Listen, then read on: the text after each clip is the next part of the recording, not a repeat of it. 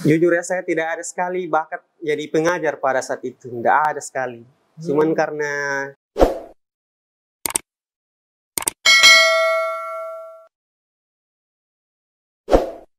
Assalamualaikum warahmatullahi wabarakatuh. Ya, selamat datang, selamat berjumpa kembali di acara podcast kita, tentunya yang dipersembahkan oleh Puspindo. Dan kali ini saya kedatangan tamu yang luar biasa.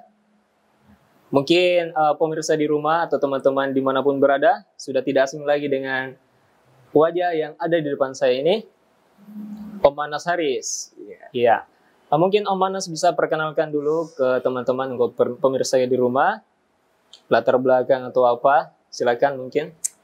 Oke, assalamualaikum warahmatullahi wabarakatuh. Waalaikumsalam warahmatullahi wabarakatuh. Nama saya Manas Haris. Mulai servis 2014. Ya, jadi bulan 6 ya, bulan 6 2014 bulan 6. Ya, karena mungkin kita tahunya saya juga seorang trainer tuh. Jadi saya mulai mengajar itu Desembernya. Oh, Desember. Jadi bulan 6 saya servis, Desembernya sudah mengajar. Gitu. Berarti cuma butuh waktu 6 bulan. Iya. Terus langsung mengajar. Luar biasa. Nah, tidak banyak loh yang seperti itu. Terus Om.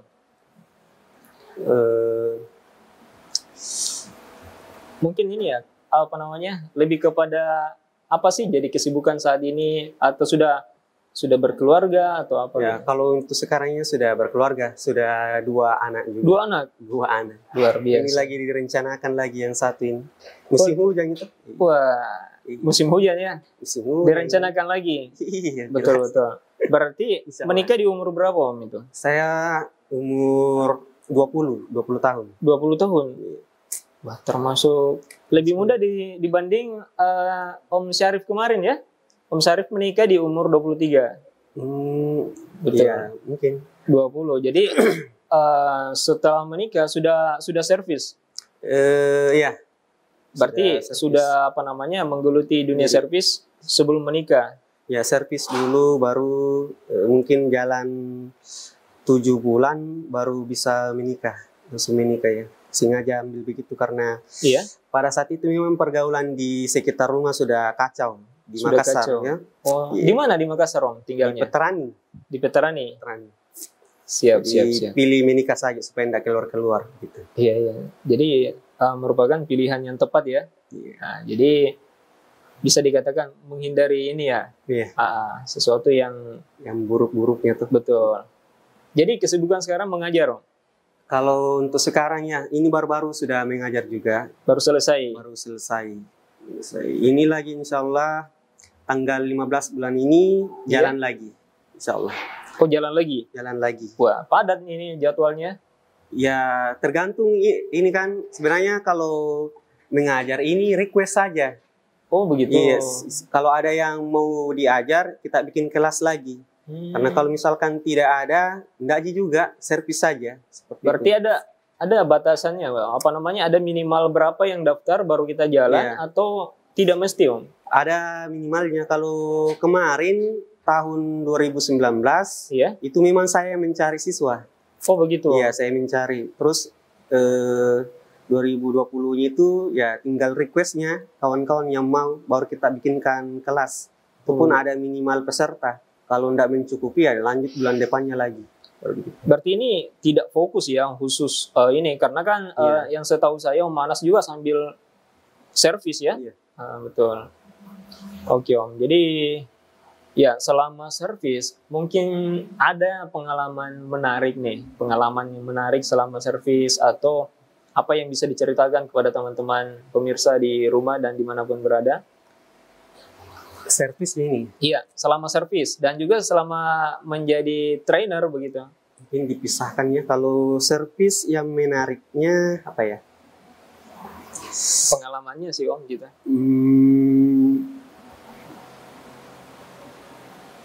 Susah juga, banyak sih sebenarnya. Banyak. Atau ini sih kebanyakan kebanyakan kalau yang menariknya ini ya usernya saja yang lucu-lucu begitu. Iya. Atau begini, apa sih yang menjadi suka duka selama ini? Mungkin sukanya dulu apa, kemudian dukanya apa selama menjadi teknisi ataupun menjadi seorang trainer? Nah, kalau suka dukanya jadi teknisi ya, kalau sukanya ya pekerjaannya ya. Pertama karena memang hobi yang dijadikan pekerjaan, jadi betul, sekaligus hobi ya. Seperti itu. Jadi kita menikmati pekerjaan gitu. Nah, kalau dukanya ya ini usernya sebenarnya sih. Betul. Ada beberapa user juga yang kadang tidak pengertian. Jadi kadang kita juga sebagai teknisi pasti drop juga. Betul. Jadi kadang ada kita komplain atau drop gitu. Nah, sebenarnya itu kadang permasalahan seperti itu hanya disebabkan karena miskomunikasi sebenarnya. Tuh, kadang kita sudah jelaskan lebih dijelaskan dari awal, tapi kadang usernya yang kurang mengerti. Jadi ya akhirnya kita bentrok. Jadi cekcok begitu. Nah, betul. Tapi kalau yang saya alami selama ini biasanya usernya yang minta maaf memang. Usernya minta maaf. Iya, kalau saya sebenarnya. Gitu. Setelah dijelaskan. Iya. Betul, betul. Kalau suka dukanya jadi trainer, ya banyak. Kebanyakan dukanya sebenarnya. Kebanyakan dukanya? Iya. Kenapa bisa sampai seperti itu? Ini karena kalau sukanya dulu ya. Iya, sukanya dulu. Kalau sukanya saya memang jujur ya, saya tidak ada sekali bakat jadi pengajar pada saat itu, tidak ada sekali. Cuman karena saya kan juga pernah kursus begitu, pernah kursus sama Jangki. Oh begitu. Iya. Oke. Kita stop di situ dulu, Om. Perlu kita tahu juga, ini Om Anas Haris kan dari 2000 berapa ya? 2014. 2014. Iya. Servis. Nah, itu belajarnya dari siapa gitu? Kalau belajarnya dulu pertama ada guru, juga, tapi yang diajarkan cuman angkat komponen, iya, ya angkat komponen, dominan ikut-ikut di ceritanya seperti itu. Ikut-ikut. Kan tidak otomatis nih, iya. Kita tiba-tiba langsung pintar, tiba-tiba ataukah mungkin belajar dari internet atau apa kan tidak seperti ya yang dibayangkan kan, seperti itu langsung bisa mengajar. Oh berarti ada guru juga ya pada saat itu. Kalau kita dari awal lagi kalau begitu ya. Iya, kalau ceritakan ya. Kalau dari awalnya sebenarnya saya kan tamat sekolah itu bingung juga mau kemana. Nah itu ada Om yang ajak ke keluarga juga tukang servis. Iya. Nah ini yang jadi guru pertama saya. Itu namanya Udin Prasetya. Udin Prasetya. Ya. Ini yang ajar-ajar angkat komponen, nama-nama komponen. Nah, pertama saya tertarik ikut servis HP ini karena ya dari situ selain kita mencari pekerjaan juga kan. Iya. Nah, terus servis yang paling pertama saya lihat ini yang keluarga ini dia servis. Ya, pertama kali itu mikrofon. Mikrofon itu kan mic handphone ya? Iya, mic handphone yang diganti pada saat itu 2014 lah itu. 2014. Diganti mikrofonnya, harga komponennya kan ditanya. Boleh disebut harga komponennya? Boleh. Nah, harganya itu 1.000, dia bilang seperti itu, harga 1.000 rupiah. Nah, ongkos kerjanya 30.000 Meksina. Gitu. Nah, ini masuk akal ini. Betul. Masuk akal pekerjaan ini. Nah, akhirnya di situ saya mulai tertarik ya? Ya, tertarik gitu. Nah, kalau untuk belajarnya sebenarnya agak lama sebenarnya, Pak. Agak lama, itu waktu 3 bulan belum tahu apa-apa.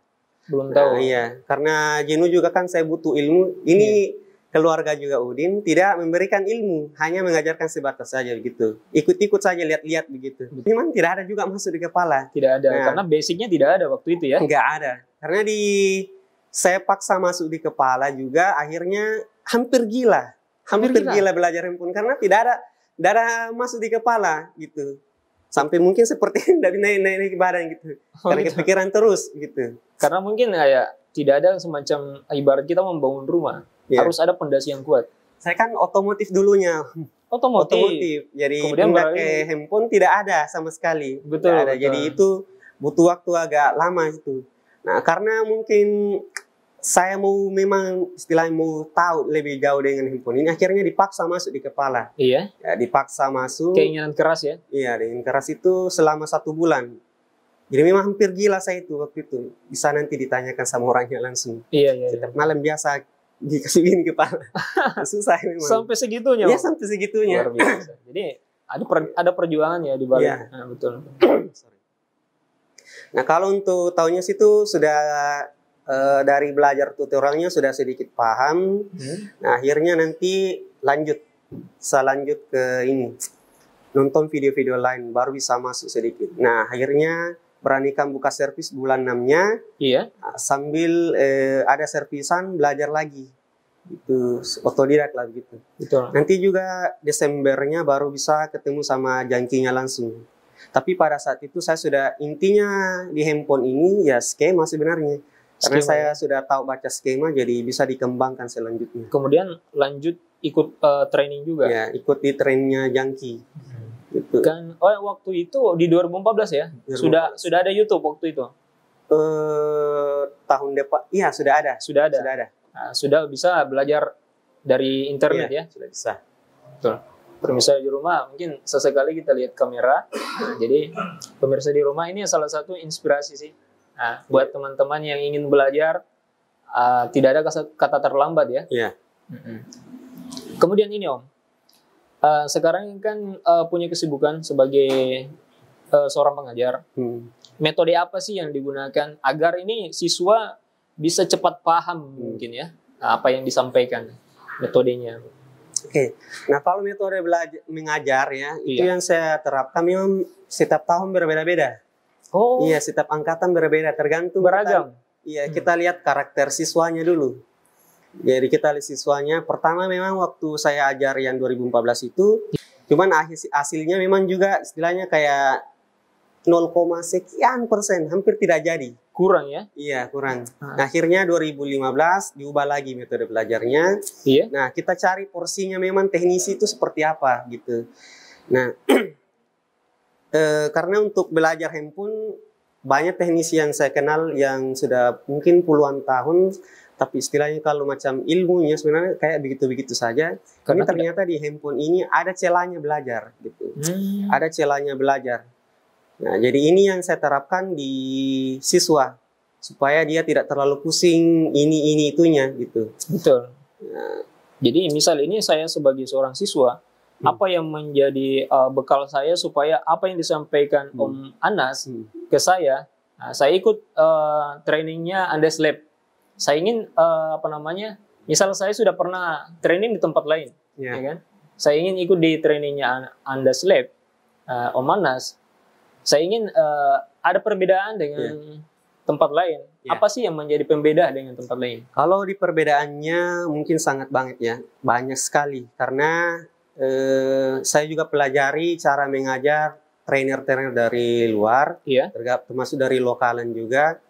Memang ada perbedaan. Karena kalau mungkin yang saya tahu ya, kalau misalkan trainer dari luar itu biasanya memang terlalu memfokuskan ke teori. Apa fungsi dari misalkan IC, fungsi dari IC-nya kemana gitu.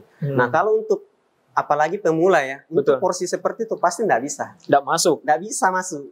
Iya, nggak bisa. Makanya kalau perbedaannya untuk, kalau saya sih membawakan mengajarnya ini memang porsinya langsung lapangan kerja. Langsung praktek ya? Ya, maksudnya ilmu lapangan begitu. Oh begitu. Ya, langsung ilmu seolah-olah face to face dengan pelanggan. Ya seperti itu juga, tapi intinya ini ilmu memang keseharian yang kita nanti dapati di lapangan. Jadi yang kita bahas fokuskan ke situ. Jadi kita tidak terlalu misalkan IC apa fungsinya, larinya kemana, apa kaki fungsinya ini kan terlalu dalam ya. Dulu saya kan belajarnya begitu. Betul. Ya, kalau saya sudah hilangkan yang seperti itu. Jadi sudah hilangkan, kita ambil karena ya otomatis setiap trainer pasti ada triknya masing-masing kan. Nah, di sini juga ada triknya. Jadi triknya kita istilahnya kalau mengukur komponen, apa yang kita ukur sudah langsung ini yang bermasalah istilahnya. Betul. Jadi, misalkan komponen langsung pada intinya. Nah, misalkan IC power kita mau tahu apakah dia sudah bekerja atau tidak. Nah, ada yang kita ukur langsung, cuma 2 komponen. Oh begitu. Ya, 2 komponen yang kita ukur. Nah, sudah tahu IC power sudah bekerja. Atau misalkan tidak keluar, tidak bekerja. Sudah langsung. Tidak mesti menggali sana sini. Ya, nggak usah lagi. Karena kan misalkan faktanya kalau kita buka skema ya, IC power itu kan kalau pada saat dia bekerja itu mengeluarkan banyak sekali tegangan. Nah, kalau kita mau ukur tegangannya satu persatu itu terlalu lama. Pastilah membutuhkan waktu yang lama. Nah, kita ambil singkatnya lagi, digali lagi skemanya, kita cari komponen yang mana kita ukur sehingga bisa memastikan AC power ini sudah bekerja. Betul. Jadi ini mungkin karena dikarenakan pemanas sendiri kan teknisi. Ya. Nah, jadi apa yang disampaikan ke teman-teman? Ya, memang ilmu lapangan. Ilmu lapangan. Ya, seperti itu. Bukan seorang yang istilahnya kayak dosen begitu ya. Betul. Kan betul. Banyak juga seperti itu. Jadi macam dosen tidak ada prakteknya gitu.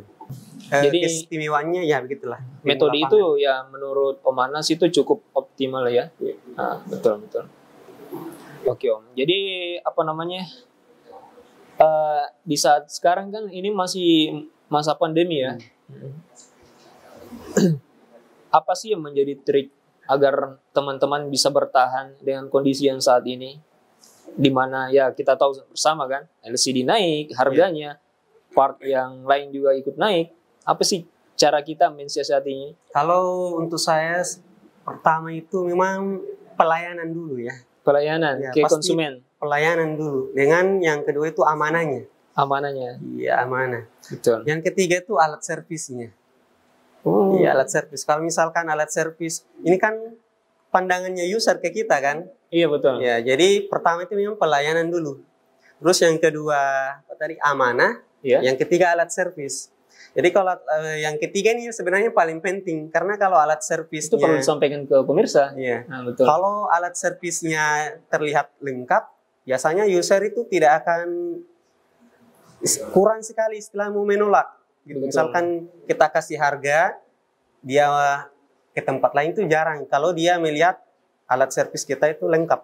Oh begitu. Jadi faktor alat ya? Ya, bias kalau untuk saya itu dulu. Karena kan user, contohlah hal seperti ini ya. Misalkan kita, anggaplah saya user. Iya, nah, betul. Kita ambil realistisnya begitu. Kita ke tempat servis, biasanya itu bukan dari jagonya orang di dalam itu.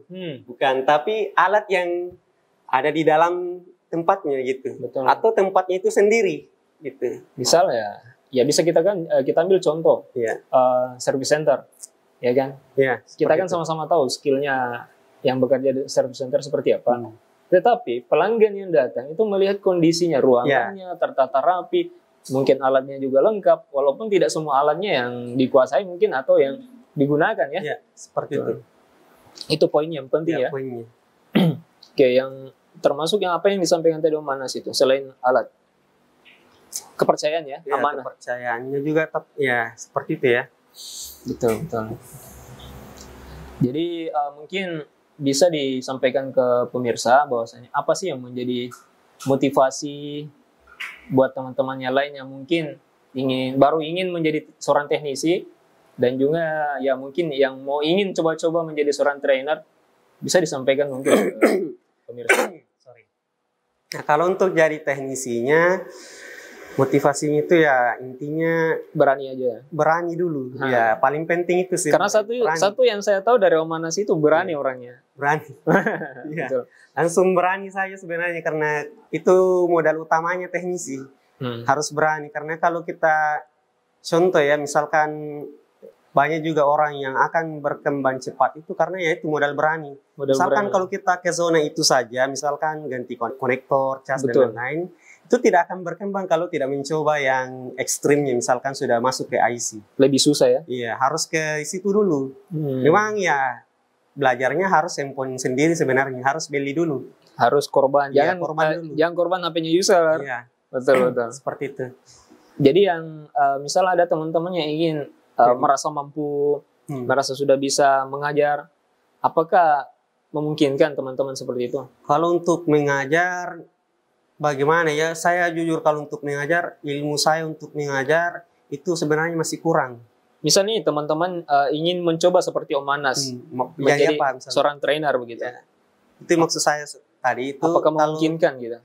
Kalau mau mengajar sebenarnya ya ilmunya harus dapat dulu semuanya. Betul. Kalau bisa, tidak pernah istilahnya kalau mau mikir jadi trainer ceritanya itu. Iya. Santai aja Om, ini bahasanya bahasa Makassar aja. Cocok, cuman penyampaian biasanya mengajar seperti itu. Betul. Gitu. Kalau untuk jadi trainer sebenarnya susah sih sebenarnya kalau untuk ini. Kalau mau gampangnya ya intinya misalkan kita punya grup ya. Iya. Kalau dalam satu grup itu kita istilahnya tidak lagi pernah bertanya, insya Allah sudah bisa. Kalau misalkan sudah sering terus share, tidak ada lagi istilahnya apa perbedaan kaki ini, apa perbedaan kaki ini, misalkan apa perbedaan persamaan IC ini di filenya ini. Kalau sudah bisa minimalisir itu, insya Allah sudah bisa jadi trainer. Berarti termasuk tolak ukur ya, di dalam sebuah grup sudah kebanyakan nge-share-nya dibanding bertanyanya. Sudah bisa. Kalau misalkan istilahnya dulu memang seperti ini Om.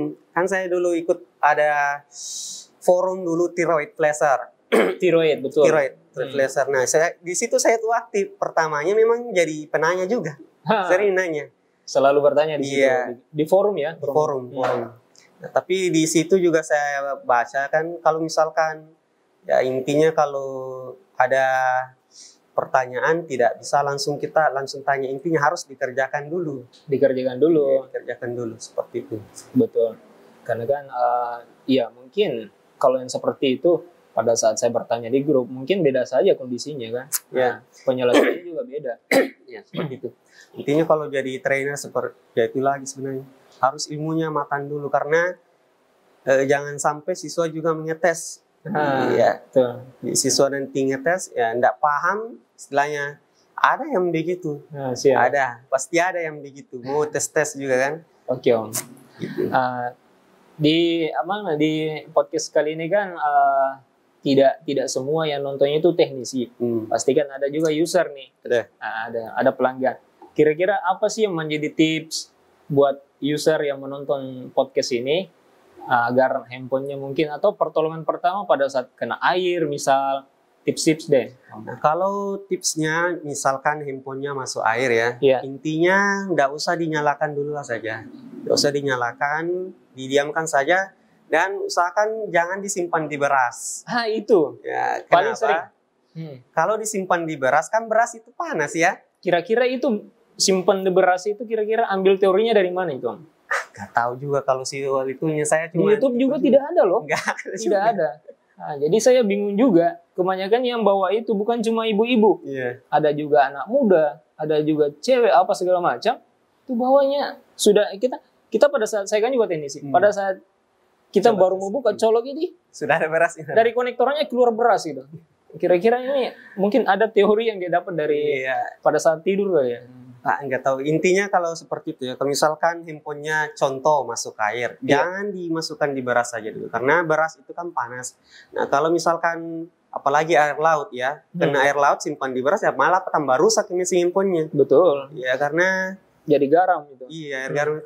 Kalau air tawar mungkin tidak terlalu beresiko. Tapi kalau air garam itu bahaya. Intinya jangan dinyalakan, jangan dicas, langsung saja ke bawah tukang servisnya. Biasanya kalau kerusakan masuk air itu ya kadang cuma mau dibersihkan saja bekas airnya atau dihilangkan, dikeringkan. Betul. Intinya kalau baterai terpasang di handphone itu bisa mengakibatkan handphonenya jadi koslet. Betul. Atau bawa ke undeslab aja ya? Ya bisa juga. Jadi jangan dibongkar sendiri. Atau dikasih masuk dimasukkan ke beras atau dijemur mungkin. Kan ada beberapa inisiatif sendiri ya dari customer di rumah. Jadi kalau seperti itu bawa saja ke undeslab ya. Boleh. Atau kau bawa ke teman-teman misal di Megatek, di mana kan? Di Poncare misalnya. Kalau ada di Makassar. Oke. Jadi teman-teman di rumah pengen tahu ini di mana sih itu undeslab lokasinya, alamatnya Om? Yang sekarang aja ya? Yang sekarang? Ya, kalau yang sekarang itu ada di Limbung ya, di Limbung.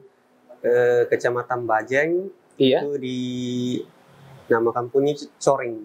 Kalau mau tahunya nanti tinggal ketik di Google Map markas Undeslabs. Mau ada markasnya. Ya, jadi memang anak-anak yang pasti kalau sudah ada training pasti ke sana. Oh, di sana tempat trainingnya. Ada selain itu tempatnya, Om? Untuk sementara itu dulu, masih di situ. Kebetulan markasnya rumah juga.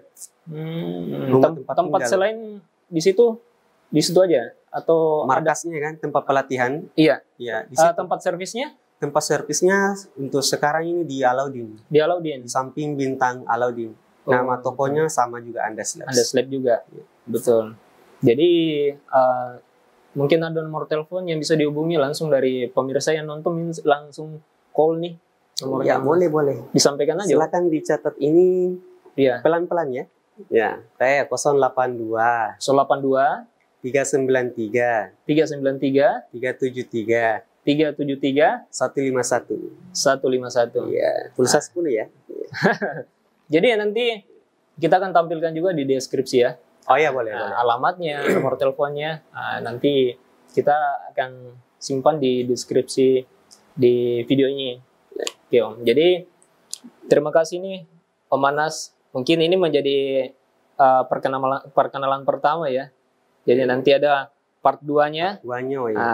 Bisa dengan tampilan yang baru lagi, ya kan?